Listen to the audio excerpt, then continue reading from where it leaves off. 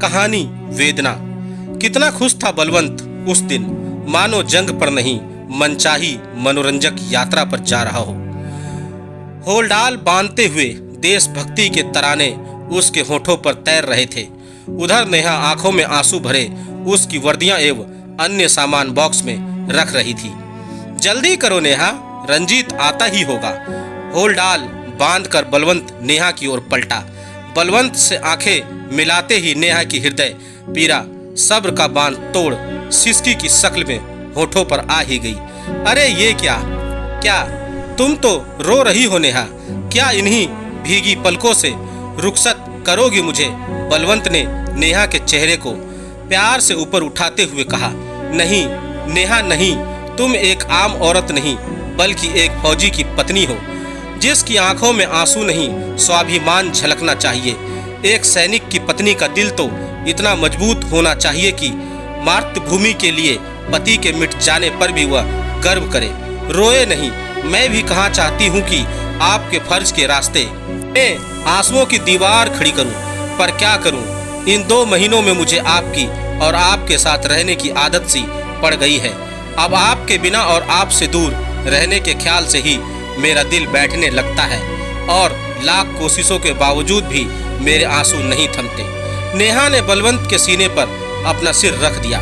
बलवंत ने प्यार से उसके बालों को सहलाते हुए कहा, फौजी परिवार को अपनों से दूर रहने की आदत डालनी पड़ती है। सैनिक अपना परिवार छोड़कर सरहद की रक्षा करने इसलिए जाता है ताकि देश के दूसरे परिवार अपनों के पास रह सके। नेहा, क्या तुमने कभी माँ को आंखों में पिताजी के लिए आंसू का एक कतरा भी देखा है? नहीं ना। नेहा ने ना में सिर हिला दिया। वो भी तो पिताजी के बगैर 18 सालों से बस उसकी यादों के सहारे ही जी रही है।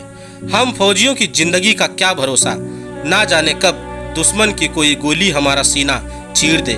क्या पता हम किस तरह से वापस लौटें जिंदा या। अपनी कोमल हथेलियों को उसके मुंह पर रख नेहा ने उसके अगले शब्द को रोक लिया।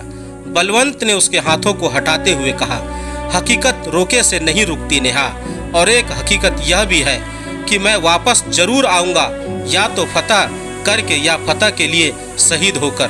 तिरंगों को सीने से लगाए और फिर मैं अपनी याद के लिए तुम्हारी कोख में अपने प्यार की निशानी भी तो छोड़कर जा रहा हूँ, जो तुमको हर पल एहसास दिलाएगा कि मैं तुम्हारे पास ही हूँ।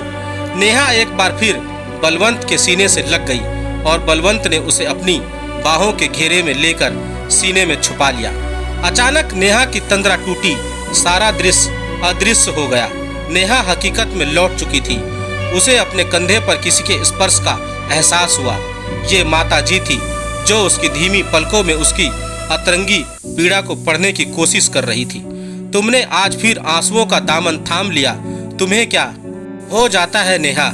ये आंसू क्यों बार बार तुम्हारी आंखें गीली हो जाती है? खुद को संभालो नेहा, ये आंसू तुम्हारे लिए नहीं है, ये तो साधारण औरतों की ही आंखों में अच्छे लगते हैं। संगीता को देखो, रंजीत के शहीद होने के बाद उसने किस तरह अपना दिल मजबूत कर लिया है। शहीद की बीवी होने का गर्व एक तेज बनकर उसके चेहरे पर हमेशा चमकता रहता है, लेकिन तुमने तो गम और आंसुओं में डूबकर ना जाने अपनी हालत कैसी कर डाली है। नेहा जैसे आज सब सच कह डालने पर आमदा हो गई थी। माँ जी, मैं भी गर्व से सिर ऊंचा करती, आंसुओं के समुंदर को पी जाती, अपने सीने पर हकीकत का पत्थर रखकर अपने दिल को मजबूत कर लेती। अगर मेरा सुहाग भारत माँ की आन बान शान और की रक्षा करते करते शहीद होकर सैनिक सम्मान के साथ तिरंगे को ओढ़कर वापस घर लौटा होता और सारा शहर उसकी अगवानी करने के लिए अश्रु की धार लिए उमड़ पड़ा होता, लेकिन माँ जी, मैं किस बात पर गर्व करूं? क्या कहकर अपने दिल को समझाऊं? मैं तो यह भी फैसला नहीं कर पा रही हूं कि मैं इस वक्त सुहागन हूं या नहीं।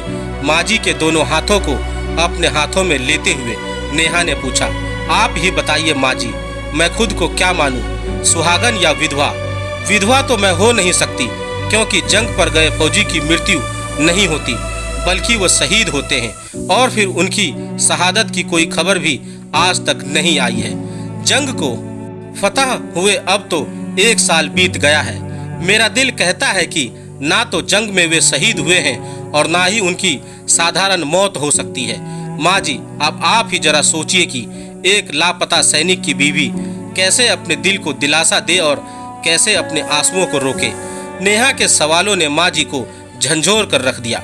माँ जी, उन्होंने या तो शहीद होकर या फिर फतह करके दोनों ही सूरत में आने का वादा किया था।